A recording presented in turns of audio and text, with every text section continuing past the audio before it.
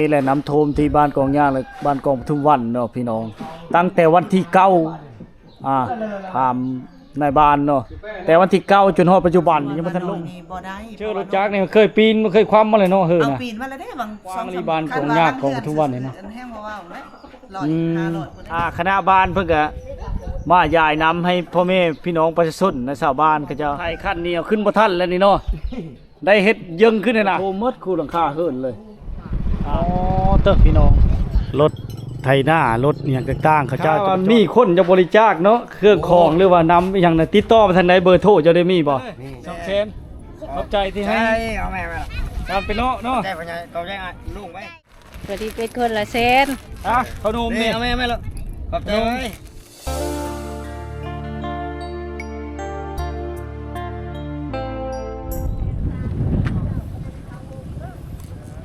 ก็ทักทายสบายดีพี่น้องทุกคนนะวิดีโอนี้ก็มาอยู่ที่ทางเข้าบ้านกองปทุมวันหรือบ้านกองยากเมืองชลบุรีเขตชนเขตเนาะพาพี่น้องมาติดตามส้ม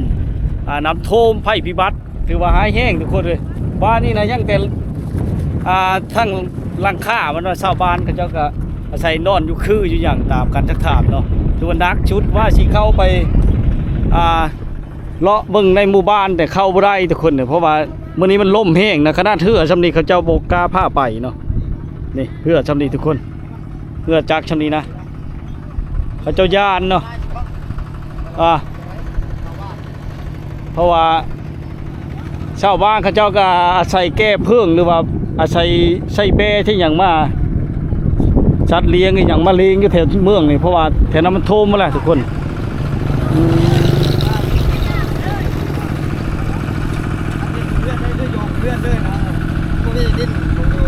มันโทรมาเลยบอกวานกองย่างอะไรบางหลังคาก็ลิฟเลยบ่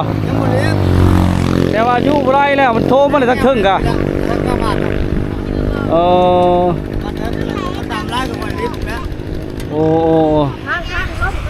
ถือว่าให้พาเนี่ยทึกตัดค่าเลยเนาะเขาดับเลยเนาะใส่บ่ได้เลยโอ้โอ้ยุ่งยากพี่น้องเลยเนาะลำบากชุดเลยนี่ก็ตอนแรกของวันที่23เนี่ยเดือน8ปี2026ทุกคนน้องบ้านประชิดนี่อยู่พระบ้านกองยากพระนั้นบ่โอ้เขาเจ้ามาเมืองทุกคนเลยเจ้ามาซื้อเครื่องของปลากระป๋องมีอย่างต่างๆเนาะซื้อไปกินดีกันเลยทุกคนเลยคือว้าวเลยน้ำท่วมเลยชุบเจ้านี่จะว่าแต่น้ำท่วมหน้าเนาะท่วมบ้านพร้อมเจ้าเอาใต้มันเขาซิปไปมือเลยลิฟต์ฮอดหลังคาเฮิร์นบ่อยู่พุ่นน่ะแล้วก็บ้านคืบนึงนะก็จะพร้อมเพื่อนนะโอ้เยอะลิฟต์มาแล้วประมาณน่ะนอนอยู่ไสซะนอนแต่คือโอ้บ้านประชิดในแห้งโหดทุกคนประชิดลำเพี้ยนกองยากนักก็มู่นะของเมืองชลบุรีนี่ทุกคนนะเขตนี้ว่านักก็มู่แหละนักก็จมเพื่อนนอนบ่มีเลยจมหมดแล้วใส่นอนคือเฮิร์นโอ้ลำบากหลายทุกคนนี่เนาะรถไถนาเนาะในบ้านกองยาเนี่ยก็จะเอามาจอดโดยพีเบิร์ตทุกคนนะรถอย่างต่างๆอะไรกับบางเธอก็มีญาติพี่น้องเขาเจ้าก็ไปพูนเนาะเล่นฉลายนะจะแม่นรถบ้านกองยาหรือบ้านกองปทุมวันเหมือนนะพอบ้านเขาเจ้าน้ำท่วมหนักทุกคนเดี๋ยวเข้าไปติดตามเบิ่งเนาะในครั้งวันที่23นะแบเขาเจ้าเอามาเลี้ยงแถวมาย่อมมาเงียบแถวนี้แหละทุกคนเนาะเชี่ยวอยู่นะยังชื่อมาไต่อยู่บ้านบ้านนี่นะบ้านกองย่างนะบ้านนี้หันมาใช้แบบยุคชาวตะเกียงน้อยเลยเนาะว่าหันมาใช้แบบยุคชาวตะเกียงน้อยเลยว่ะไต่เทศเลยว่ะนี่โมเมนต์ได้ลมผู้บ่าวว่ะนี่เนาะไต่เยอะมันหุ่งเนาะน้ำท่วมเลยพี่น้องไอ้เทศได้ขายดีก็น่าเทศน้ำท่วมนะน้ำเขียนก็เหลือมนี่รถไถนารถอย่างต่างๆเขาเจ้าจะมาจอดอยู่นี่ทุกคนเลยและก็บางจำนวนก็ยังอยู่ในบ้านเนาะบ่ทันได้ออกมาหมดบางจำนวนก็ขึ้นบ่ทันบางคันก็ป้าเลยทุกคนเลยน้ำท่วมเลยนะบ้านของทุกวันเนาะสัตว์เลี้ยงเขาเจ้าก็มาไว้บริเวณใกล้ๆแถวนี้แหละชาวบ้านเขาเจ้าก็ทยอยกันไปซื้อเครื่องคองเนี่ยครบเนี่ยกินอย่างต่างๆเนาะแล้วก็มาขี่ท่าเรือนี่เข้าไปบ้าน พี่น้อยเนาะเดี๋ยวเฮาไปชมบรรยากาศในการเดี๋ยวเฮาสิเข้าไปเบิ่งภายในหมู่บ้านเขาเจ้านะถือว่าใหญ่สมควรได้บ้านกองยากกองปทุมวันนี่กะตะกี้จะเป็นบ้านกองยากนี่จะกลายมาเป็นบ้านกองปทุมวันเนาะมีจักราคาบ้านกองยากนี่บ่กันแดดมันจักบาท 300ผู้ 300ป้ายลังคาแล้ว 300ปลายหลังคาทุกคนเนาะชาวบ้านเขาเจ้าพาเข้านะคุณนะ นั่งนี่ได้ปะ ได้เลยว่านั่งนี่นะได้วะเนี่ยนี่แหละทุกคนเลยเนาะเฮาว่าสิเข้าไปเบิ่งนะเพราะว่าเฮากับมาอันเดกลาสาเพราะเฮาขึ้นทางเหนือว่าเฮาก็ลงมาคำวันที่3นี่แหละทุกคนเลยเนาะว่าวันที่3มาฮอดพี่กะคือว่าหนทางก็ลำบากน้ำท่วมทางเนี่ยได้แก้เซินเอารถจักรขึ้นเหือทุกคนเนาะลากแก้มาก็ได้ถือว่าเสียหายนักบ้านกองปทุมวันหรือบ้านกองยากเนาะเดี๋ยวเฮาไปติดตามชมกันทุกคนโอ้ท่านนั้นก็พัดลมก็แก้มาไว้เลยเนาะใช้งานบ่ได้เด้น้ำท่วมแห้งเลยทุกคนเลยน้ำเพิงแห้งวันนี้เราผู้เลิกก็ผู้เลิกไปเบิ่งก็เยอะยากทุกคนเลยนะบ้านกองปทุมวันคือเห็นเลยเนาะโอ้แต่ทางในเมืองนี่เมืองชนนี่เมืองบ้านโนนสว่างนี่ทุกคนเข้าไปใน3 กิโลเมตรนะเนาะฮอดบ้านพระเจ้าพุ้นเรายกใส่เจ้าคุณอ้ายแล้วขอบใจเด้อนี่แหละพี่น้อยเนาะเหือในลายขนาดเพราะว่าเขาเจ้าก็ใช้ในการสัญจรมันมีเซ่ซับซ้อยแล้วก็มีหนองมีเดินต้นลำเลียงนะทุกคนกำลังเดินทางนะเดินทางนี่ก็จะอ้อแต่เมืองชลบุรีบ้านโนนสว่างเนาะจะผ่านบ้านยังนี่ล่ะบ่บ้านโนนสว่างแล้วบ้านยังต่อไปนี่ล่ะเฮ้ยเชียงโฮมจังไดไปกองยากนะบ้านยังเข้าไปนี่ล่ะฮอดกองยากแล้วบ่ฮะฮอดกองยากเลยบ่แต่อันนี้เขตโนนสว่างอยู่เลยทุกคนเนาะนี่แหละย่ำรุนแรงมากทางนี้ก็ได้ทางนอกนี่กันทุกคนเลยแถวนี้ก็น้ำนี่ลึกพอสมควรได้ทุกคนเนาะคือจักใหญ่ปานนี้เล่นได้ทุกคนคือเห็นอะไรเนาะนะคือว่าวิกฤตนักบ้านของปทุมวันนี่เนาะมันขึ้นนี่หลายมือแล้วขึ้นหลายมืออะไรทุกคนเลยโอ้ท่านั้นก็ซักเครื่องซักผ้าซักแพร่อยู่เทิงเลยทุกคน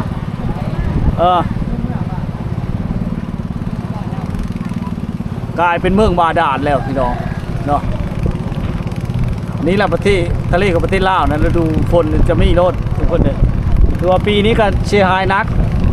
เขานี่บอกว่าถึงเขานี่บ้านกองยากกองปทุมวันนี่แห้งนักก็มู่นะเพราะว่าฝนตกนักภัยพิบัติน้ำท่วม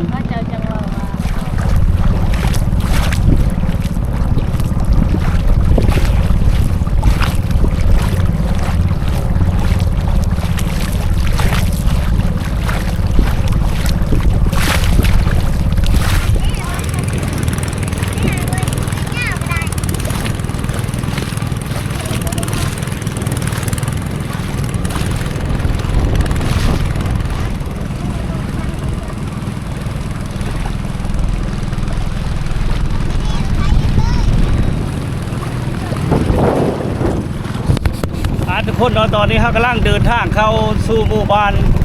กองยากหรือกองปทุมวันเนาะชาวบ้านที่เจ้าเข้าไปเบิ่งคือว่าผลกระทบหลากหลายนะฮอดเครื่องหมู่บ้านทุกคนฮอดเครื่องนึงนะการเดินทางเนาะมื้อนี้ลมแห้ง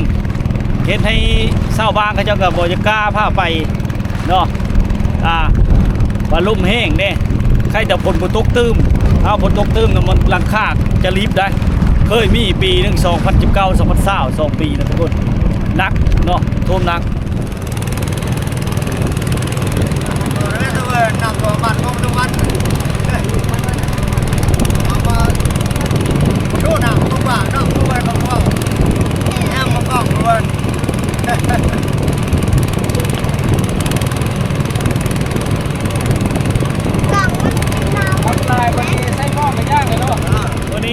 น้อยก็เจ้าเข้ามาบ่ได้เลยทุกคนเนาะเพราะว่าน้ำมันพองแห้งน้ำนี่มันลึกเชี่ยงเพราะว่าบ่มีเชื้อชูชีพเนาะต้องใส่เหือใหญ่เท่านั้นที่เข้ามาเนาะคันว่าลอยน้ำเป็นคือบ่วงเลยใครแน่ผู้ลอยน้ำบ่เป็นก็อันตรายทุกคนเนาะยุ่งยากแบบละอย่างได้เข้ามาเบิ่งสภาพน้ำท่วมคือว่าวิกฤตหนักของบ้านประชิดลำเพียนบ้านกองยาของทุกบ้านโดดเนาะเขตนี้นักกว่าเทวันเข้าเบิ่งไปมื้อเช้าในบ้านกองยาอีกคนเนาะในบ้านบ้านแย่คนบ้านตุ้มแย่บ้านรถคู่นี่ทุ่มบ้านอยู่แต่บ่เลิกปานใดนะเนาะทุ่มนักขนาดทุกคนเลยนะตอนนี้กำลังเดินทางเข้ามาเริ่มฮอดหมู่บ้านเขาเจ้าเนาะนี่เห็นเลยเนาะชาวบ้านเขาเจ้าก็จะสร้างแบตเตอรี่เยอะใช้ในการสร้างโมพื้นโมไผ่โทรศัพท์เนาะครับเอาเข้าไปสร้างในบ้านนุ่นสว่างบ้านโคกเนาะผู้เริ่มมีญาติพี่น้องท่านไหนขอความช่วยเหลือก็ได้เมื่อไรทุกคนเลยเนาะมันขมอขมั่งเด้เห็นเลยเนาะแล้วก็ผู้ค้าเพื่อนก็ต้องถนัดเพราะว่ายันขึ้นไม้ขึ้นโต๊ะอย่างต่างเขาเจ้าต้องถนัดต้องมีสภาพพื้นที่เนาะเพราะว่าลมแห้งแน่วันนี้ก็ได้300ปลายหลังคาหื้นทุกคนเนาะซื้อผลกระทบนักจากไฟพิบัติน้ำท่วมจากธรรมชาติที่หมู่บ้านกองย่างหรือบ้านกองทุกบ้านเมืองชลบุรีเขตเขตเนาะเข้ามาอัปเดตเมื่อตอนแรกในวันที่23เดือน4ในวันที่23เดือน8มีชาติจะ6ทุกคนเนาะโอ้ถือว่าบางเฮิร์นกับโบยักมีคนอยู่ในร้านทุกคนนะเขาเจ้ากะแต่ว่าชุดลายนี่มันก็ชูยู่เลยเพราะว่าเป็นกันเป็นห่วงเฮิร์นเป็นห่วงชาติเนี่ยคนนี้เนาะเลิกกับเพื่อนอยู่ทั้งไปในต่างประเทศนะมาเบิ้งมาส้มลงกันอยู่บ้านกองปทุมวันบ้านกองยากอย่างต่างๆเนาะถ้าผู้ใดเห็นคลิปนี้ก็ช่วยกันไลค์กันแชร์ให้กำลังใจทีมงานที่เข้าแล้วกันชาวบ้านเขาเจ้าเนาะคือว่าแล้วเฮากับบ่มีแนวซอยเขาเจ้ามาเห็นกะ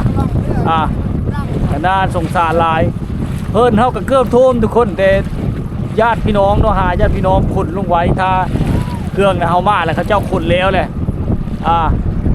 เกือบมันท่วมนะถ้าฝนตกต่อนี่ท่วมคือกันเฮิรนเฮาก็เคยท่วมมาแล้วนะท่วมบ่ได้ซ้ำนี้แหละประมาณเท่านี้แหละคือว่าเรียบร้อยปีก่อนนะปี2019 2020 2ปีนะทุกคนเนาะเพิ่นเฮาก็ท่วมหนักแต่ปีนี้ก็ล่อลุ้นกันไปเนาะแต่ย่ามันท่วมเลยพยายามให้มันท่วมทุกคนเลยอันนี้จะเป็นนอกบริเวณบ้านเลยทุกคนเด้อ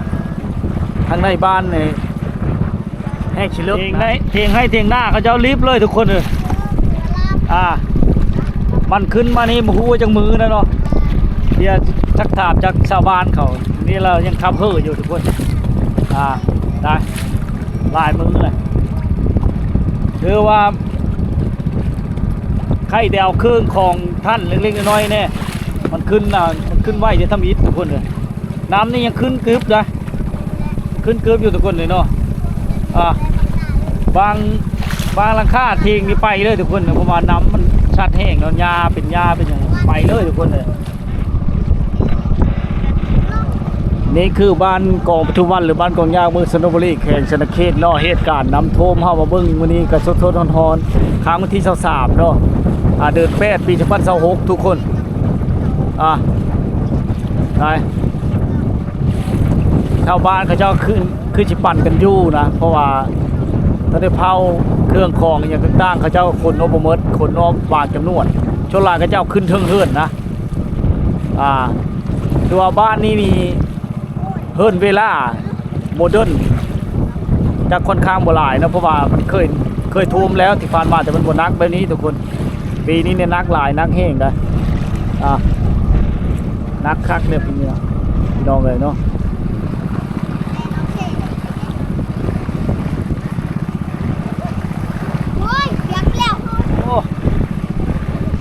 โอ้มะม่วงยั่งเชิญเนาะนี่มะม่วงเชิญนะยามนี้ก็ยังมีมะม่วงเฉยนะโอ้เฟืองแห้งทุกคนโอ้ทุกคน เพิ่งแห้งแค่นี้ ร้านเชียวดิ มันโยงมันน้ำหนาว อืมเล่าเคยชิ้นเคยแหละเจ้าของครับเพื่อเล่าเอาไปเป็นยังบ่ย่านทุกคนเลยคือว่าซีไฮนักนะน้ำท่วมปีนี้เนาะวัดน้ำล่มก็โอ้ยจักสิกินยังไงชาวบ้านเจ้าก็ได้อึดข้าวอึดน้ำแล้วพี่น้องเอ้ยเนาะคือเห็นนั่นแหละ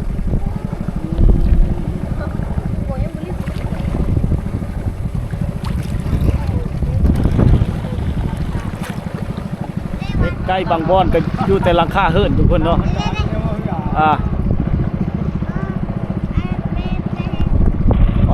เติบผู้ตั้งนั้นก็ชนลาก็จะใช้เฮือจักเพราะมันไก่ถ้าเขาจะพายคนเครื่องออกนี่โบยบ่รอดทุกคนมันไก่รีรอเนี่ยเนาะ3กิโลเนาะฮอดแต่บ้านเนาะถ้าไปเที่ยวจะกลางหมู่บ้านพอดี4กิโลป่าย5กิโลอะไรทุกคนเลยเนาะบ้านมันจะยาวลงไปพุ่นได้มันมีกุดกุดยังกระบอกฮูนะทุกคนนะเนาะนี่แหละคือสภาพน้ำท่วมจักเช็ดอะไรจะผ่านวิกฤตไปในครั้งนี้ได้เนาะ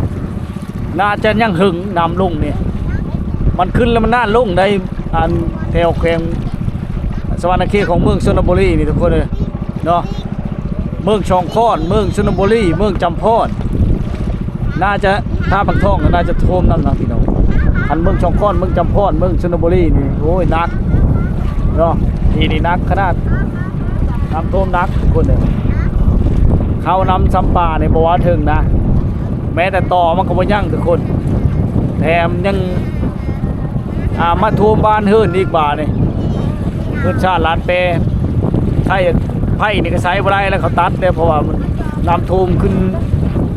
สูงแล้วพี่น้อยเนาะสูงเต็กเป็นหน้าเลยนะ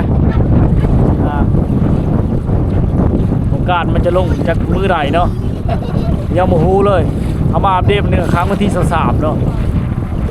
เดือน8 ปี2016พี่น้องที่บ้านกองยากเลยบ้านกองปทุมวันเนาะก็เลยสิอยู่เคยอยู่ไก่ทั้งภายในและต่างประเทศโดยญาติพี่น้องหรือว่าขึ้นฮอดบ้านเนาะนี่แหละพี่น้องคือน้ำท่วมเนาะยังเป็นหลังคาปุ้ยพี่น้องทั้งนั้นหลังนั่นเนาะเฮิร์นกับเจ้าได้เฮิร์นกันได้ทางนอกเลยกันทุกคนเลย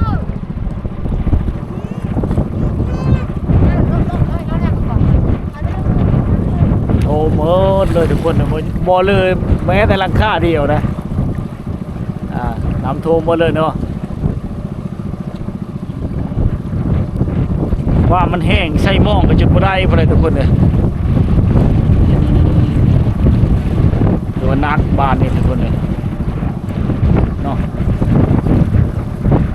มีกินนักแล้วพี่เรี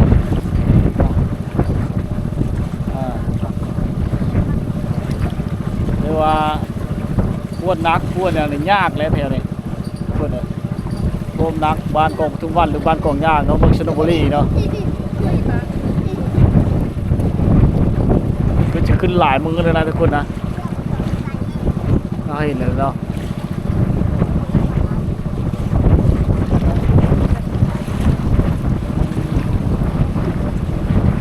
บ้านกว้าง300 ฝ่ายหลังคาเฮิรนทุกคนเลยโอ้แต่หลังคาเฮิรนเนี่ยมีคนอยู่แล้วพี่น้อง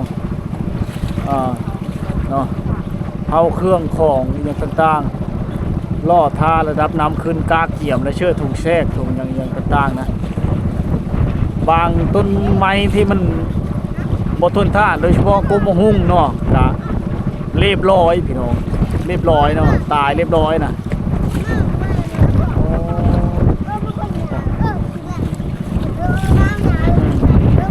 ได้พี่น้องเลยเดี๋ยวเราอันนี้ก็ได้ให้ได้ให้ความร่วมมือจากชาวบ้านก็เลยมาถ่ายให้พี่น้องได้มาติดตามรับชมเนาะนี่คือขอบเขตบริเวณทางนอกของบ้านบ้านนี้จะเป็นบ้านกว้างหรือบ้านใหญ่จากเขตอะไรเนาะน้ำท่วมภัยพิบัติน้ำท่วมครั้งนี้ได้เสียหายนักโอ้โหมือไหนมันชิลงทุกคนเอาเบิ้งเนาะ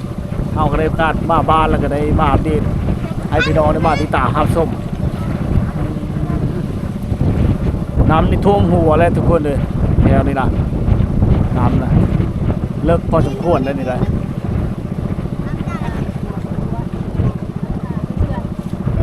ท่วมหัวหลังคาเฮิร์นทั้งลุงเลย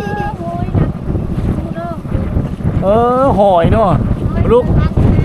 หอยกระจับเอาไว้เลยลูบๆเข้าบ้านแล้วบัดนี้หอยนะเข้าบ้านไม่ได้นะทุกคนเลยโอ้มีตัวบางยำใหญ่ไผจิกาพายมามีแต่หอยทั้งหมดเลยนะโอ้ลุบๆอยู่นะคนเลยพี่น้องเอ้ยเนาะสิได้ต้นมะฮุ่งเด้พี่น้องเอ้ยนะบ่เหลือแล้วพี่น้องเลยนี่แหละคือสภาพน้ำท่วมพี่น้องเอ้ยโอ่งก็บ่ได้เหลือนี่พี่น้องโอ่งเมืองชนก็บ่ได้เหลือท่วมคือเดียวผู้จะนะโอ่งกันเนาะผู้ละอ๋อโอ่งกับผู้ทุกคนพอผู้น่ะมีหยังกันนั่นน่ะโอ้ทางมาหุ่งกินโอ้ยพาวทางมันจีได้น้ำเลยน่าเลยตะทางหุ่งต่ำแล้วพี่น้องไอ้ย่าก็เชื่อมองกินป่าเนาะมันบ่ได้นั้นบ่อันบ่ได้ใช่มองบ่เท่านี้นะใช่บ่ใช่แต่แล้วอันบ่ทันได้เล่นเฮือจักเนาะโอ้พี่น้องไอ้พุ่นน่ะโทรหมดคู่หลังคาเฮือนเลยบ่ยังลือพ่อ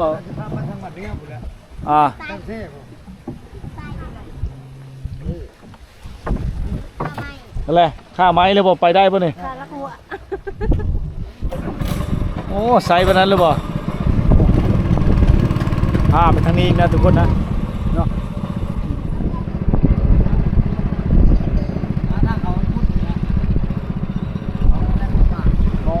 เตอพี่น้อง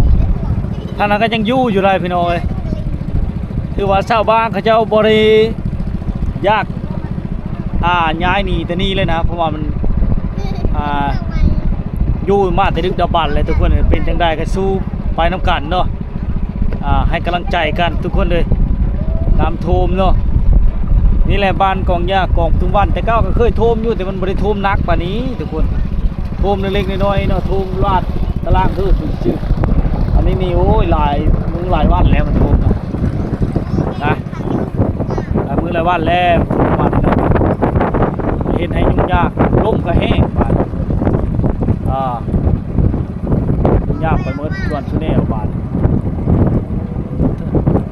อันนี้จะเป็นโซนบ้านลงไปบ้านจะไปหาอยู่หากินนะบ้านนี่เนาะ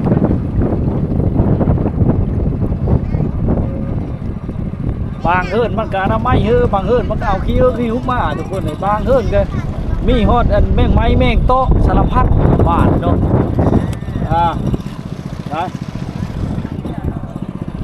ไปหาอยู่หากินบ่เท่านั้นเนาะอกพยกโอ้ช่วยแน่ว่าฉันบ่มีเชื้อชูชีพแล้วจะกี่ช่วยในเรื่องเนาะชาวตัวเองบ่รอดอยู่นี่ก็ได้ท่านนั้นช่วยแน่เขาว่ายอกนี่กันเลยยอกว่าพวกกันโอ้ยน่ารถจักรตายแล้วคันนี้ทุกคนโอ้ย้ายมาท่านเนี่ยตายแล้วนะเรียบร้อยเลยเห็นแต่เข่ามันอันนี้น่าจะเป็นห้องสี่นะแต่เขาเจ้าย้ายมาแล้วห้องสี่อยู่ทุกคนเนาะน่าจะเป็นห้องสี่ภัยพิบัติน้ำท่วมในครั้งนี้สองภาคข้างกันทุกคนคือเห็นเนาะเกือบจมในเมืองบาดาลเป็นเมืองบาดาลเลยทุกคนเกือบจมไปครึ่งนึงยังครึ่งนึงเนาะน้ำท่วมนี่เนาะได้จะเป็นอย่างยืนโลดยืนกันใหญ่บ่คือน้อยได้เติบพี่น้อยผู้ทั้งนั้นเสียดายมาหุ่งทั้งเอามาหุ่งไปต่ำนะกินแล้วผู้ถึงคนนั้นเนาะชาวบ้านเขาเจ้าเข้ามาเลยมีว่าคู่หลังคาเฮิร์นทุกคนเลย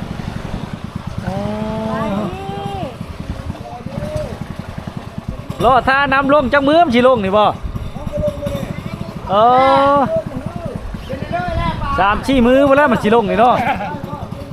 ขัดพลบนตกตื้มเนาะ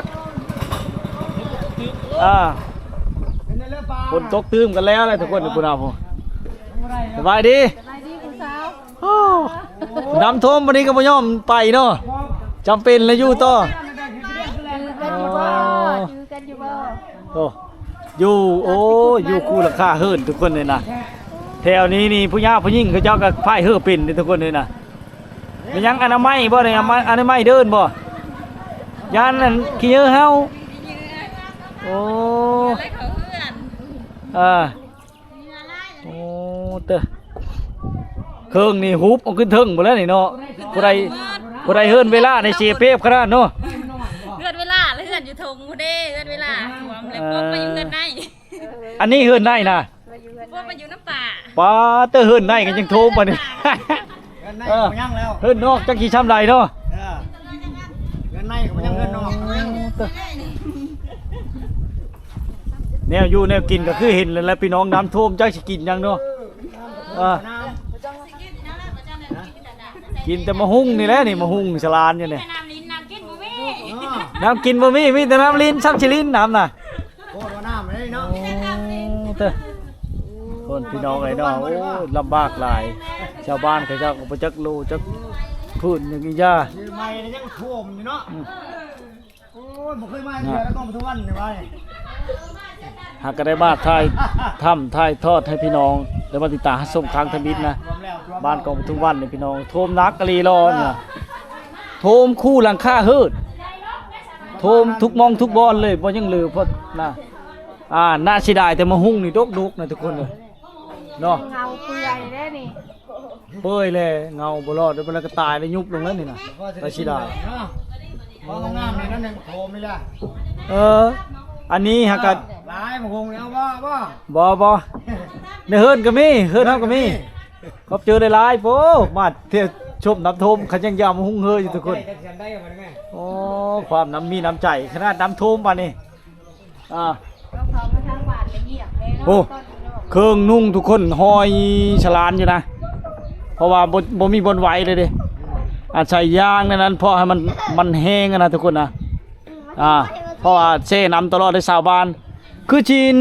คนเครื่องคนคลองบ่เว้าเลยเนาะมือขึ้นน่ะเนาะ แม่นแล้วชมวุ่นกันอยู่เลย คือลุกอยู่แล้ว300บาทกว่าราคาเฮ็ด แจกน้ำแจกยังกันอ่ะนายบ้านเพิ่น โอ้นายบ้านเพิ่นได้หาน้ำมาแจกชาวบ้านทุกคนเลยมีแต่น้ำลิ้นบ่มีน้ำกินนี่คณะบ้านเพิ่นก็มายายน้ำให้พ่อแม่พี่น้องประชาชนในชาวบ้านเขาเจ้าตีแต่มันน้อยพุ่นเนาะ สบายดีได้บ้าน สบายดี โอ้ยนักเลยในบ้านก็คึดนักเลยพี่น้องเอ้ยน้ำท่วมก็ท่วมคู่เฮิรนนี่เนาะยังไปช่วยเพิ่นนี่ก็โดนี่โอ้ย ได้บ้าน คือว่าเลยเนาะ รวมหน้าจะพ่อรวมบ้าน มันโทรไม่ได้จังมือเลยนี่นะ แต่ว่าที่เก่า แต่ว่าที่เก้าป๋อโหที่ชามเลย จังมืออะไรเอา เขานี่ฮะมันก็ยังบ่ได้อีกนะ เขาท โอ้มีเครื่องของยายให้พี่น้องเนาะ ำไม่ได้เขา จนอยู่บ่คู่กันพุ่นเลยเนาะ เอาไว้ชื่อบ้านผม พี่น้องเอ้ยเนาะ เดี๋ยวจะนั่งฮอด นี่แหละเฮ็ดให้ยุ่งยากไปหมดเฮิรนเลิกก็ได้ บ้านก้องเนี่ย ถือว่าเสมอภาพกันหมดเนาะเฮิรนเลิกก็โทมมื้อนี่โทมหมดคู่เฮิรนเลิก นี่ป้าป้องพร้อม อ่า พร้อมโอ้แม่คือป้ากระป้องในบ้านเฮาเนาะ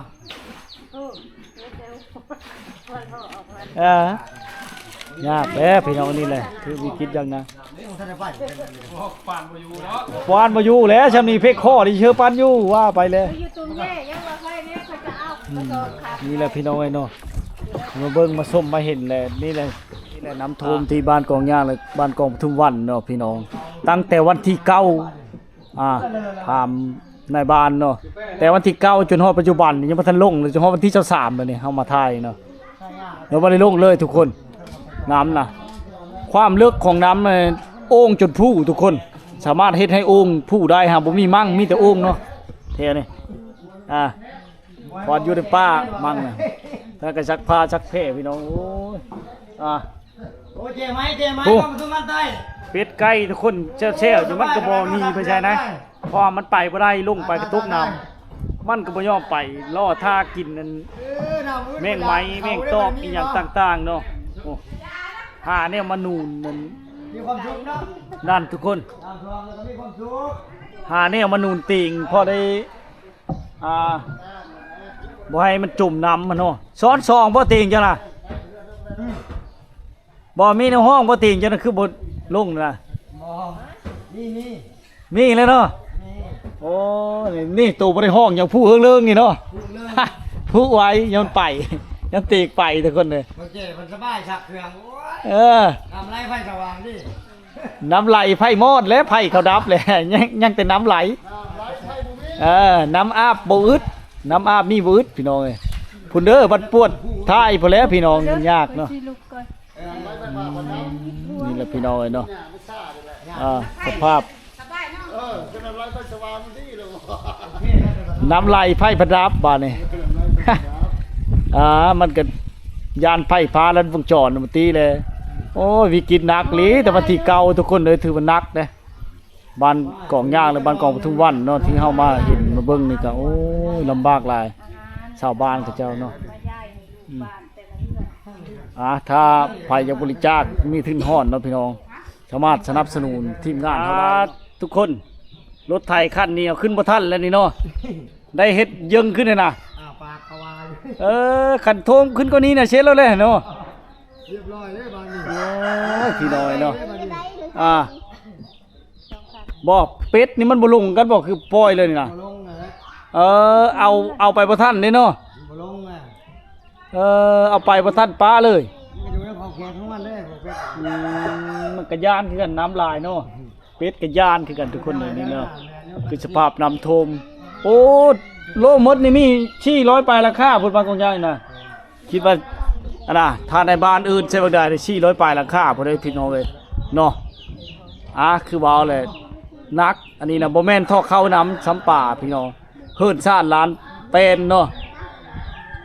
นักคือกันทุกคนในภัยน้ำท่วมเนาะภัยอยากมาบริจาคมาด้วยตัวเองก็มาเด้อบ้านกองยากองปทุมวันนี่ทุกคนเลยแต่ว่าเจ้ามาแต่แขวงชนเขตมาทั้งเมืองจำพาะนี่มาบ่ได้เด้อพี่น้องโดยรถเนาะมันน้ำท่วมทางอยู่ตอนปัจจุบันนี้นะจะต้องได้ใช้เฮือเนาะใช้เฮือเพราะว่าแต่เมืองจำพาะมากอะท่วมจนฮอดบ้านตะเลวนะไปบ่ได้ทุกคนเลยโอ้ทางนี้ก็ได้จนซองพุ่นน่ะแล้วปงยอปงยิ้มทุกคนเขาเอามาเตนนอกพุ่นเลยนี่เนาะ เลี้ยงงัวเลี้ยงงัว มันแต่เลี้ยงงูแล้วต่อเลยทุกคนเลยถือว่าอยู่ในบ้านในเฮือนก็ถือว่านั่นแหละซ้ำมันมีอย่างอยู่ในไทยเนี่ยพัทยาบ่คืนน่ะ มีคลองอยู่ในภาคกลางนะทุกคนนะแบบเดียวเลยเนี่ยปุ๊บต่อหน้าคลองเลยทุกคนเราเห็นเนาะ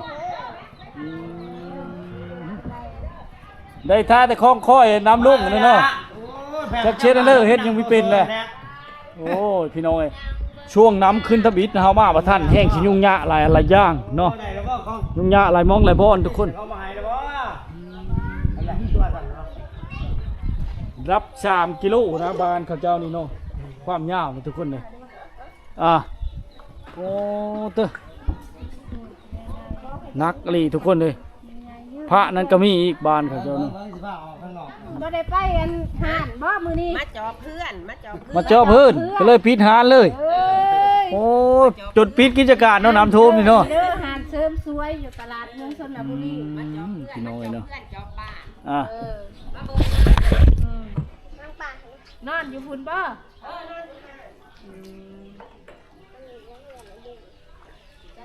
ถือว่าบริเวณเขตนี้น้ำท่วมหมด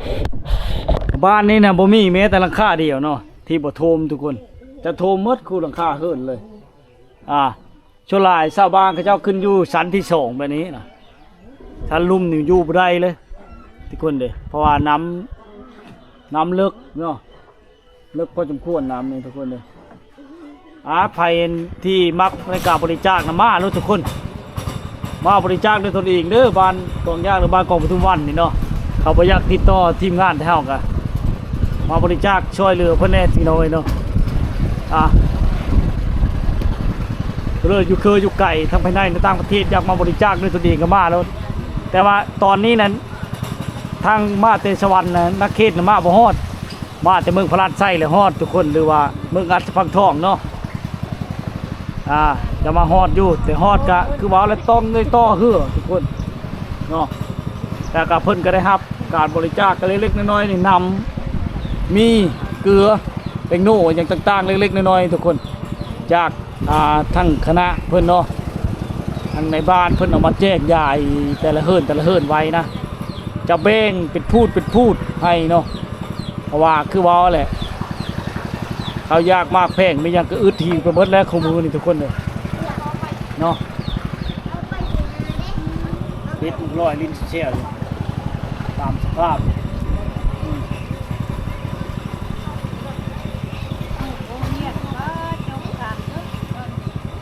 โอ้หงเห็นอยู่ผ้านั้นเลยเนาะพักคือผ้านั้นบ่จมเลยหงเห็นกันน้ำท่วมทุกคนเลยเรียกว่าการสัญจรต้องใช้เรืออย่างเดียวเลยนะโอ้ท่านั้นก็ได้แต่ซองเบิ้งได้พี่น้องมากเลยมีแต่ภาวนาเฮือน้ำลงไว้นะพี่น้องเลยเนาะจะเช็ดจังได้แต่มันก็บ่ลงบ้านนี้น้ำท่วมวัดทุกคนเลยผู้ท่วมเมิดวัดกับบ่ได้ยั่งเนาะบ่เหลือพอน้อยนี่แต่พี่น้อยเนาะ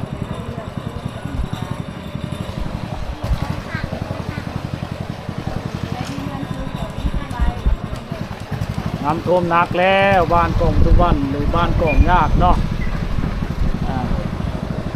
ท่วมแล้วพี่น้อยให้ขึ้นเบิ่งว่าโอ่งมันนักชำเลือมันยังพุ่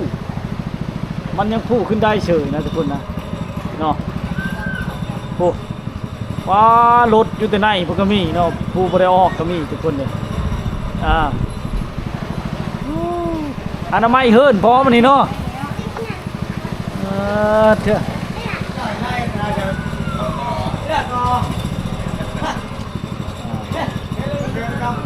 น้ำท่วมวัดพี่น้องเถอะท่วมวัดทุกคนบ่เรือเลยเนาะนี่แหละปรากฏการณ์ภัยพิบัติน้ำท่วมเกิดขึ้นจากธรรมชาติเนาะเนื่องจากฝนตกหลายทุกคนเฮ็ดให้น้ำกระท่วมมันไหลมาโฮมเดียวแต่เก้าก็เคยท่วมก็ลาดไปซื้อพี่น้องปีนี้เนี่ยท่วมหนักเลยเนาะโอ้เต้อวัดก็เอาไปอยู่ทุกคนบ้านนี้เราจะเห็นพญานาคบุกนาคน้ำก็เป็นนาคอันเดียวพี่น้องเพราะว่าอยู่ในน้ำเลยเนาะนาคองค์พญานาคทุกคนเลยกองจมอยู่ในบาดาลเลยนะเลือกเนาะยังก็เอาไปอยู่ทุกคนแต่ละหลังคาเนาะถ้าว่าสังกะสีไฟมุ่งบดีแล้วนี่มันน้ำเพิ่มเนี่ยมุ่นมดทุกคนเลยเนาะโอ้จังพ่อจะบ่เห็นลายไปเลยได้ทางนอกกันทุกคนเนาะชาวบ้านเขาเจ้าบ่ได้ออกเมิดเฮิรนผู้ใดชุมๆได้ป้าเลยนะรถไถนานะมือก้อนนั่นถ้ามาเห็นเขาเจ้ามางก็เป็นชิ้นเลยนะเพราะมันนักทุกคนเนาะวัดก็ได้เนาะ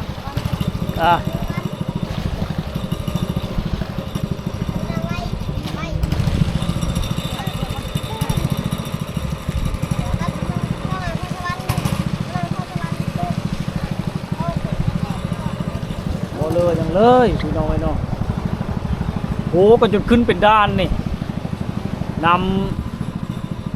ำเอ็ดนะพี่น้องเลยขึ้นเป็นด้านเลยโหก็เลยมันย้ายโหให้เลยแบบสบายบ่ได้ก้นบ่ได้อย่างเลยได้นี่แหละคือบรรยากาศน้ำท่วมที่บ้านกองยากเมืองชลบุรีแข่งชนเขตเนาะคือว่าเชยหายนักทุกคนเลยเชยหายคู่หลังคาเฮิร์นเลยนะบ้านกองยากนี่เนาะบ่อเรือไว้ให้พ่อหลังน้ำท่วมทุกคนเลยนักเสียหายนักเลยลักๆกะคือว่ามันท่วมโดนโพดเนาะแต่วันที่9ทุกคนเนาะ10 ปลายมือแล้วหอที่3วันนี้กันเลยเนาะแต่วันที่9เนาะท่านในบ้านเพิ่นเว้าขึ้นมานะทุกคนเลยเนาะ 10 ปลายมือแล้วเข้านี่บ่ว่าถึงนะเข้านี่นะพี่น้องเอ้ยเนาะบ้านนี้จะเป็นบ้านกว้างบ้านใหญ่400ปลายหลังคาขึ้นนะผู้ทางนั้นมีขั้วอยู่หลังคาเฮิรนเลยทุกคนโอ้หลังนี่เนาะมีโบเดิร์นหลังคาเฮิรนมีจักแนวแก่เลยเฮ็ดตูบน้อยๆอยู่ถึงเลยนะเพราะว่าทางลุ่มมันน้ำท่วมหมดแล้วเฮ็ดเธอยุ่งยากเนาะการสัญจรก็ต้องใช้ด้วยเรืออย่างเดียวเลยเฮ็ดอื่นก็บ่ได้ทุกคนเลยเนาะ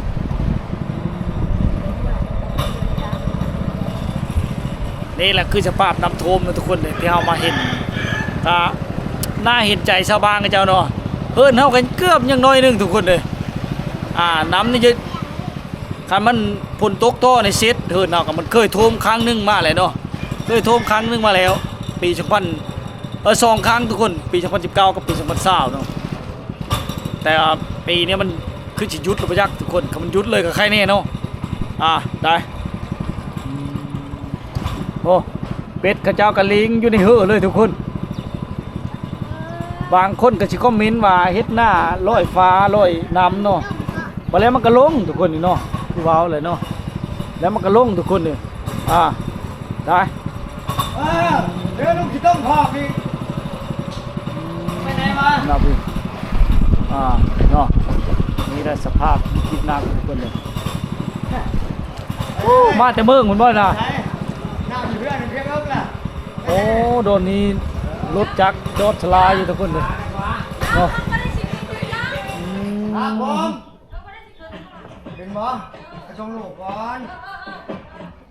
จะไปนะบ่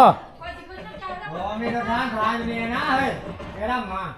ยันจะไปนั่งโว้ย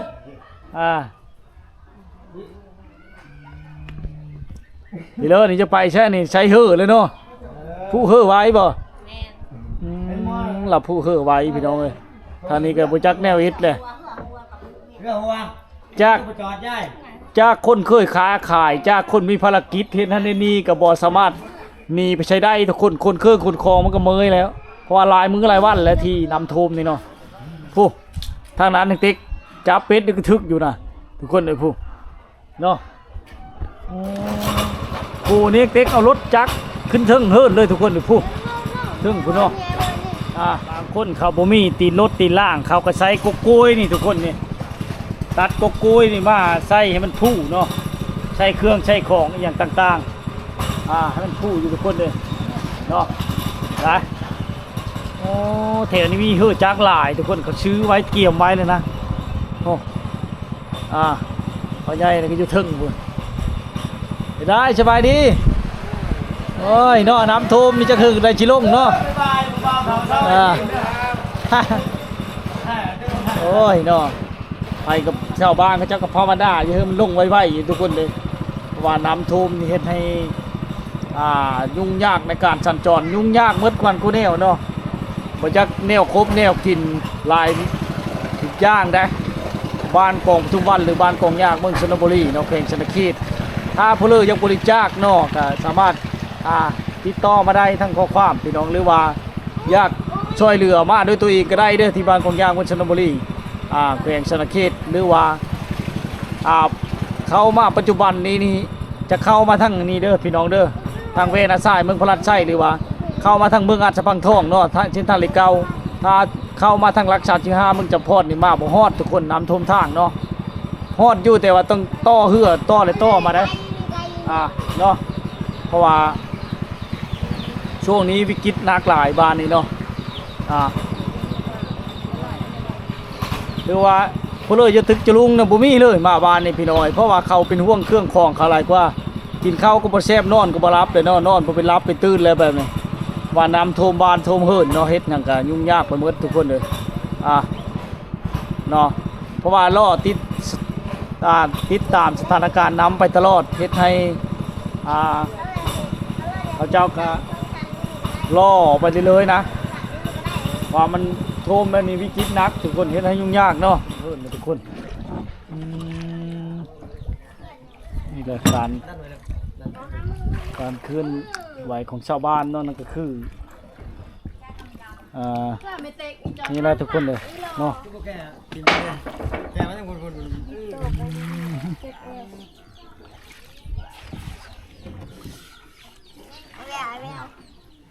เกอใกล้กับเกอคืออยู่ค่าเฮิรนเนาะ นี่แคม เฮ็ดหยังก็ค่าเฮิรนหมด แคมเช่อยู่ในเช้าไผ่ในสิตกเลยนี่ เด้อใครแต่มันบ่เจินคือบ้านอาจารย์น่ะเนาะ ยังบ่ได้เดียวไงเนี่ย นี่ได้ เออ เป็นตายามันเจินเนาะ มันสิเดินนะเด้ อ๋อพี่น้องเอ้ยเนาะ ไม่รอแต่เมียแต่ละเลือดต้องไปเลือดเนาะ ต้องมีเหือเกียมไว้โอ้อันตรายเลยเสียผู้ นี่บ่เฮ็ดเลือดค่ะ ยุ่งยากไปหมดเฮ็ดหยังน่ะสิไปบ่น่ะ บอยมาอยู่เรือน อื มาอยู่ ม เรือนมาอยู่เรือน เครื่องทุกสิ่งทุกอย่างได้ผู้แม้แต่กระผู้อีกได้ผู้ไว้ทุกคนเนี่ยนะ ไล่เสียมาไปเรื่อยๆแต่ละปีน่ะเที่ยวไปตลอดเอาลง น้ำไม่กินพี่น้องเอ้ย มาพอเร็วๆพอกันนึงนึง อืม อ่ะอีฉันเราอยู่เพื่อนแล้วก็ มายานสิยานยังอุ้ยไปมา ได้ทาแต่คล้องข้อยนี่เนาะ เออ แต่จอบแต่ช่องภาวนาเฮือนับลงจังเช่นเลยบ่ลงจักถือปาเตอร์พี่น้องเอ้ยเนาะให้ขึ้นเบิ่งแต่วันที่9ทุกคนในบ้านเพิ่นว่าเนาะขึ้นมาจนฮอดปัจจุบันนี้ยัง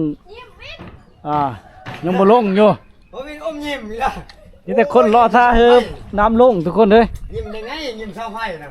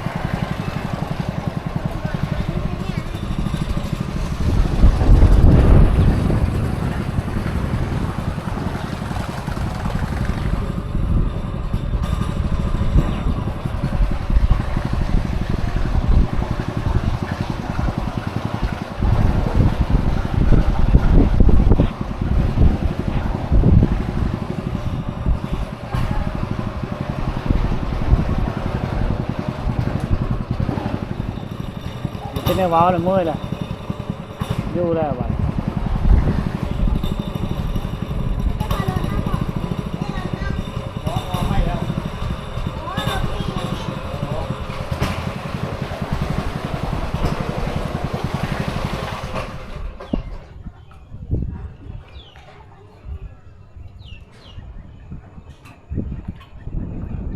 ยืนนึ่งแม่น้ำเนาะ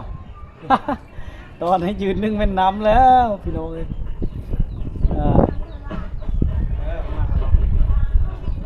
มันท่วมนักแล้วพี่น้อง ฮัลโหล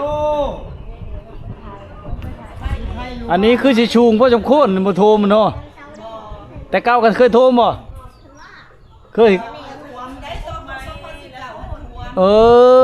โทรหมดแล้วแท้นี่เนาะ นี่สะพานน้ำบาดน้องเมามา สบายดี จ้าเล่นเลยคุยกับมึงโอ้มา เลิกสิมื้อแล้วนะ มาลาดตะวิอะไรบ้างวะ โดย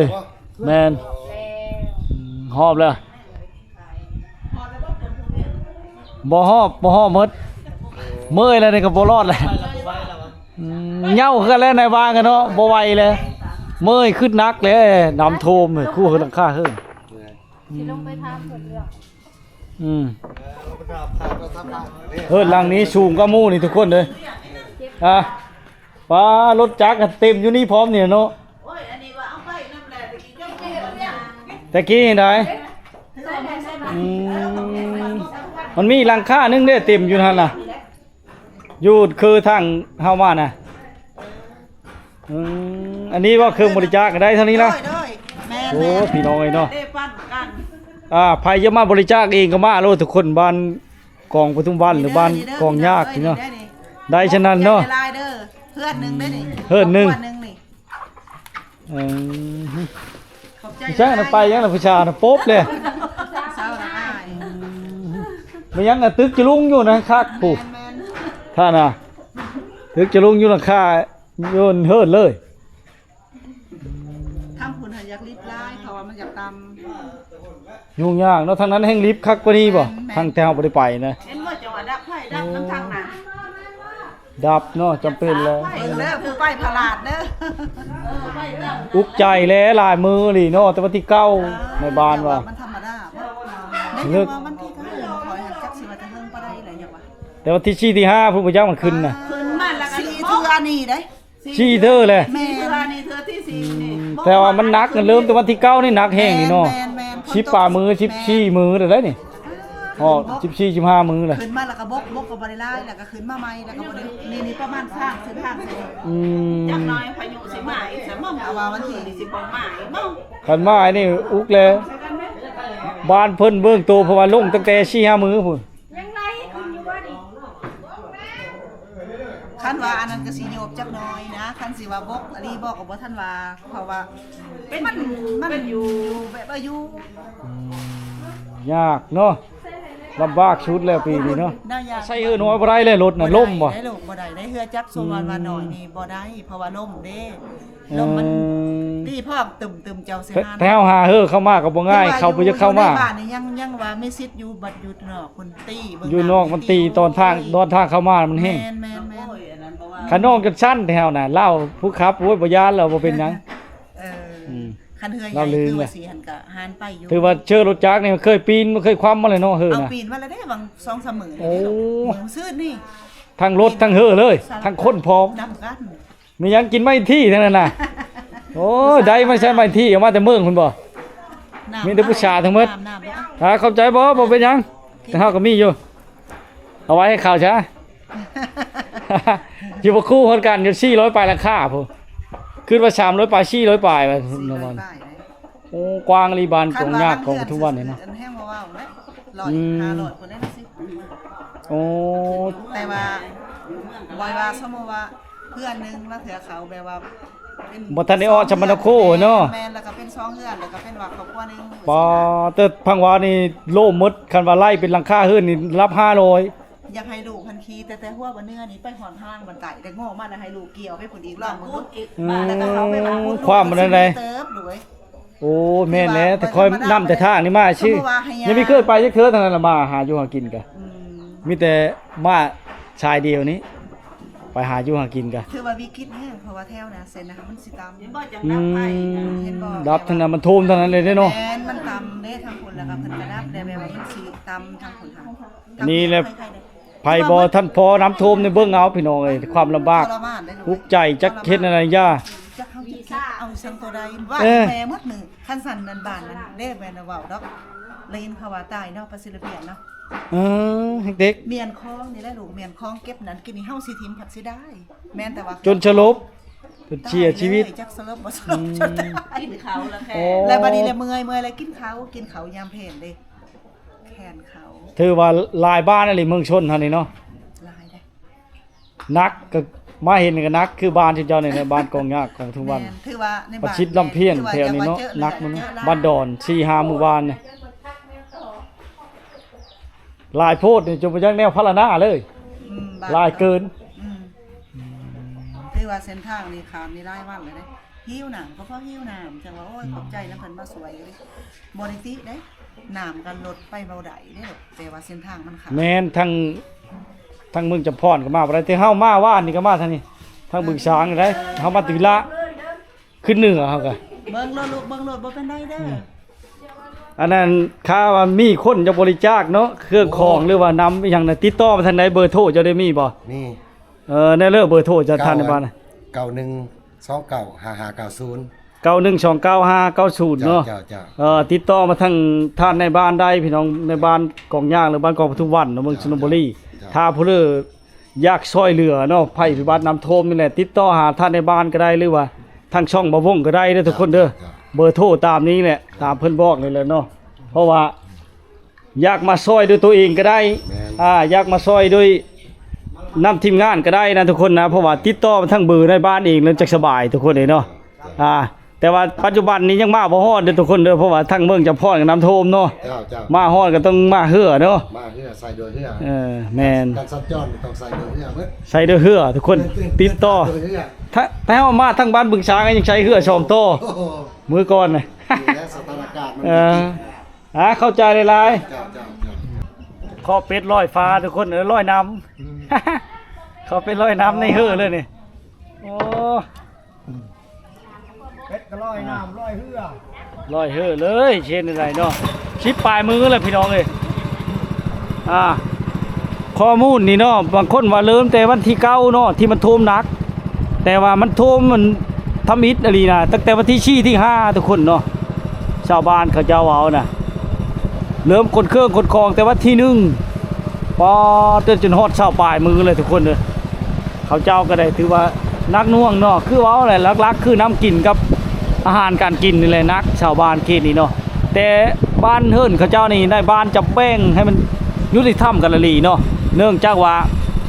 เขาเจ้าจะแบ่งมีกะเขาจะตกเป็นหน่วยแต่ละหน่วยเพื่อมันได้เสมอภาพกันหมดเพราะว่าเฮิรนเลิกกระโทมก็เดียวทุกคนได้เฮิรนเลิกกระโทมคือกันแต่จะแบ่งให้มันเสมอภาพฉะนั้นเนาะน้อยหลายกะทางการน้ำมันก็ช่วยอยู่พี่น้องบ่แม่นบ่ช่วยเนาะคือว่ามันหลายหมู่บ้านก็ดีใจนะเพิ่นอยู่ถ้าใครจะบริจาคก็สามารถนั้นติดต่อหาทั้งเบอร์โทรในบ้านหรือว่าทั้งทีมงานเฮาเนาะทั้งข้าพเจ้าก็ได้ทุกคนเลยเนาะ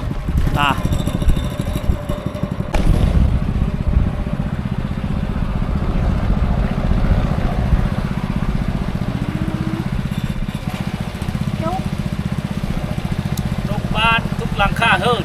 ที่บ้านมองทุกบ้านนี่เนาะหรือบ้านกองย่างเมืองสระบุรีแข่งชนะเขตนี่ทุกคนทุกหลังคาเฮิรนเลยโอ้มดทุกหลังคาเลยนะไผ่กระซ้อยไผ่บ่ได้แบบนี้คนเครื่องคนคลองกันตรงนี้คนเองทุกคนเลยอยู่ว่าลำบากหลายเนาะ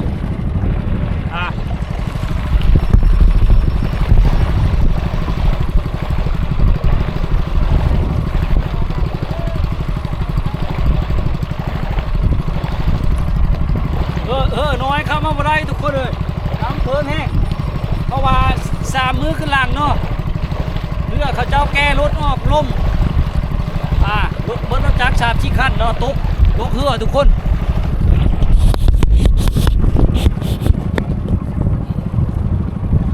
น้ำเพิ่งแห้งขนาดทุกคนเลยโอ้เถอะ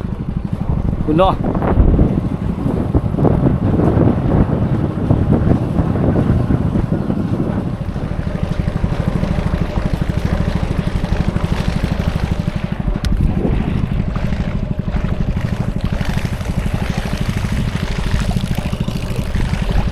นอนความกินเกิดของเขาเจ้านี่ผู้เดียวกับป้ายทุกคนเลยไปทางไหนเลย ผู้เดียวกับไปเนาะว่าอยู่เป็นตาย่านเฮอล่มหลีล่มแห้งโอ้คนเลยเรื่องการสัญจรเนาะต้องใช้เฮือจักอย่างเดียวเลยนะทุกคนนะ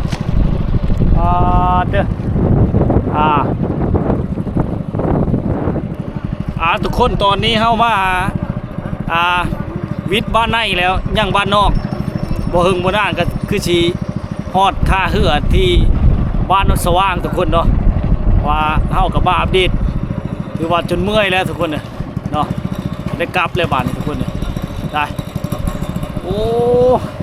เครื่องของมาเต็มในนี้ทุกคนนะพูซ้ำซีเมนต์อยู่นี่งิ้วไปนี่ปีปูกระเป๋างิ้วไปนะไหม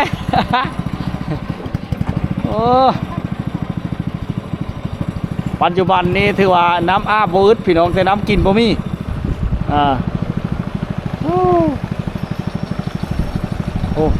มาจากหมูหมากาไก่เป็ดไก่อยู่ตามเฮิรนเลยทุกคนเลยไก่กะย่ามันตกนะผู้จองอยู่แถวนั้นแหละทุกคนเลยขายรถขายย่อมเย่ารถตอนนี้นะถือว่าธุรกิจหางหารนี่อย่างต่างๆในหมู่บ้านนี่โจ๊ะหมดทุกอย่างเลยทุกคนเลยเนาะ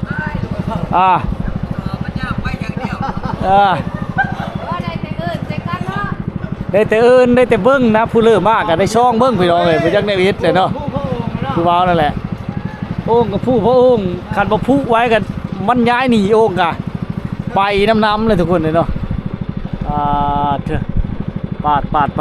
พี่น้องเลยน้ำโทมกระดอโทมมาดีรอเนาะที่บ้านกองปทุมวันบ้านกองย่างนะทุกคนเด้อน้ำมาไทยทำกันเลยเนาะมันบ่มีเหอไปบ้านดอน ย่านุ่งเนาะบ้านดอนบ้านประสิทธิ์ลำเพียนกันนักแห้งนักกว่านี้พี่น้องลิฟต์พลังค่าเนาะแต่เฮาก็บ่สามารถไปได้บ่มีผู้พาไปเนาะนี่ก็ได้หาเพิ่นได้นี่สิให้เพิ่นแล้วแต่สิให้อาจารย์พี่น้องเนาะเดี๋ยวเฮาเบิ่งกันไปเนาะคือเว้าแหละน่าเห็นใจดูตนสงสารเพิ่นอยู่ละ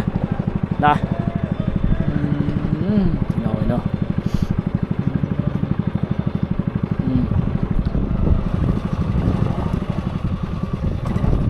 วัดบ้านห้วยชมนี่ก็โทมทุกคนโอ้เถอะเนาะ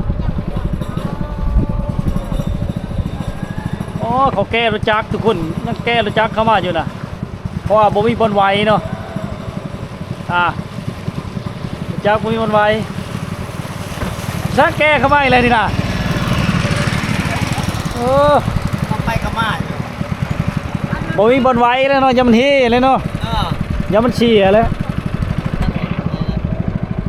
โอ้ทางนี้ก็ได้ดอกไม้พี่น้องพายเฮือไปเอาดอกไม้แล้วเนาะเอาบังได้ดอกไม้พี่น้องเอ้ยว้าเต้อ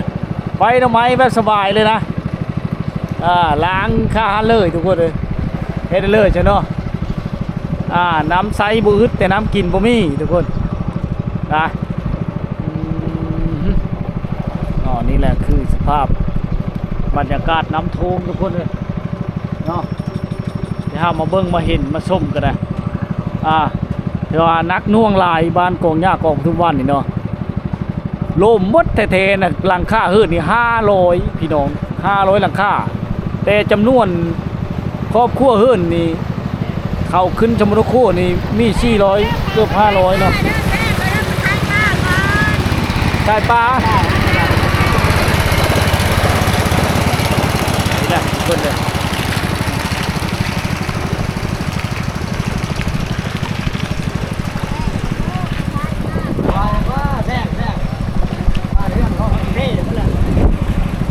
แพ้พื้นนี่เนาะแลนไว้นะมียังหาเก็บพื้นบ่นี่โอ้เก็บพื้นเนาะมาจากแนวเอ็ดเลยพี่น้องถ้าแลนไว้มันจะแพ้พื้นชาติผู้อยู่ไกลนี่พี่น้องเนาะ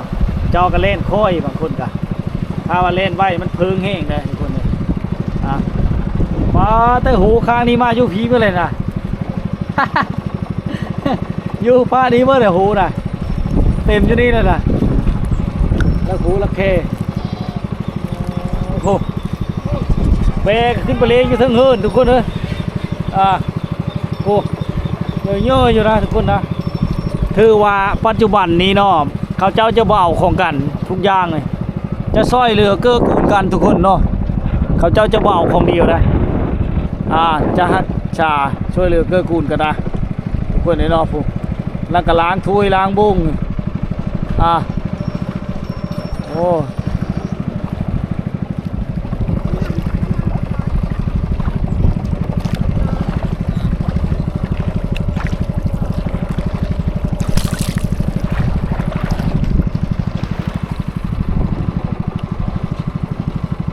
ทายหามรถมาอยู่เมืองว่างตกเลยลิฟต์ลงน้ำได้แกว่าชนีพี่น้ำมานี่แหละการสัญจรด้วยเหือทุกคนเลยโอ้ทำไปกับมาอยู่เนาะชาวบ้านเจ้ามาขึ้นเมืองทุกคนเลยไปเอาเสบียงอาหารเนี่ยครบเนี่ยกินอย่างไรซื้อผูกว่านกเองก็ได้มาหากินเชยนะบริญาณเลยทุกคนนกเองมีปีกสบายมาหากินแมงไม้แมงโต๊ะกินปูกินปลาซื้อมาใช่ป่ะเท่านี้นะเอาแล้วว่าเป็นตาย่านเท่าบ้านนี่แค่พูดทุกคนเขาเห็นอยู่นะแต่มันไม่เห็นกับคนที่เนาะมีแค่ทุกคนด้วยบ้านกองหญ้ากองปทุมวันเดี๋ยวตายานเนาะใกล้ๆบ้านใช่ปะการลำเลียงเขาเจ้าพี่น้องเนาะนั่นก็คือใช้เรือจักรนี่แหละ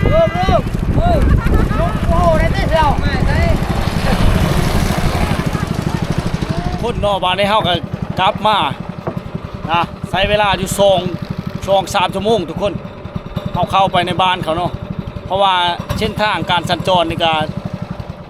โลมดนี่5-6 กิโลพุ่นเขาเกียนนี่3 กิโลเนาะฮอดแต่ตีนบ้านเขาทุกคนเลยเนาะฮอดแต่หลังคาทำอิฐมันก็ล่ามเข้าไปแต่พีแล้ว แต่ทุกคนเลยเนาะนี่แหละน้ำท่วมปีก้อนนาเทวทางนี่ก็ท่วมได้ทุกคนปี2019 2020เนาะฮอดเลยทุกคนเลยเนาะจักเพิ่นยางเทเลอร์แล้วค่าฮือก็ได้ก็ดีใจน้ำเพิ่นอยู่พี่น้องเลยเนาะที่เพิ่นซอยเรือให้กันเห็นเนาะเทเลอร์ค่าฮือเจ้าน่ะ แสนหนึ่งเอาละ เสียหนึ่งตื้อมาด้วย2 แสนขอบใจที่ให้ เอาแม่มา การเป็นเนาะเนาะ ได้ปัญญาเขาได้ลุงไหมอ พอดีเป็นคนละเซน ขนม นี่ นี่ เอาแม่ไม่ละขอบใจ ไว้เมื่อใหญ่ข่าวเด้อ ขอบคุณมากมา การนักลายทุกคนเนาะน้ำท่วมบ้านกองทุกวันคือเห็นนั่นแหละทั้งมาเป็นหลังคาเฮิร์นแท้ๆนี่500เนาะตามการชักถามจากแม่บ้านในบ้านนะพมิตรเพิ่นให้ข้อมูลที่บริเอียดเนาะว่า400ป่ายทุกคน